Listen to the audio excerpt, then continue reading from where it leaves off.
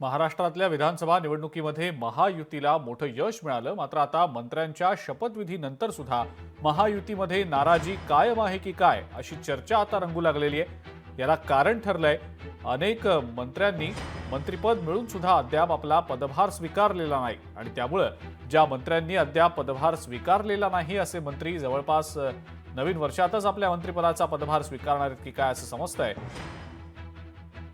सोमवारी अमावस्या असल्या कारणामुळे अनेकांनी या दिवशी पदभार स्वीकारण्याचं टाळलंय, तर 31 डिसेंबरला जवळपास हे सगळेच मंत्री मुंबईच्या बाहेर असून नवीन वर्षाच्या स्वागतासाठी कदाचित राज्याच्या किंवा देशाच्या सुद्धा बाहेर असणार आहेत। त्यामुळे 31 डिसेंबरलाही पदभार स्वीकारण्याची शक्यता अगदीच कमी असल्यानं नवीन वर्षातच हे नवीन सरकारमधले नवे मंत्री पदभार स्वीकारतील असं बोललं जात आहे। तर सरकार सुट्टीवर असल्याची टीका आदित्य ठाकरेंनी केली आहे।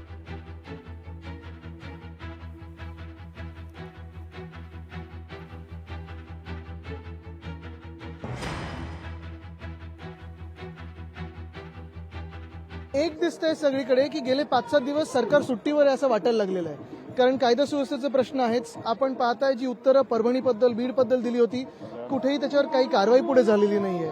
जे आम्हाला सांगितलं होतं की टाइम बाउंड कारवाई होईल, तसं काही झालेलं नाहीये।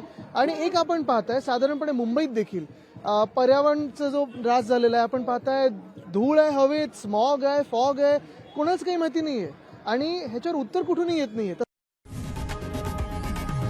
लोकशाही मराठी ऐका, पहा, जागरूक रहा।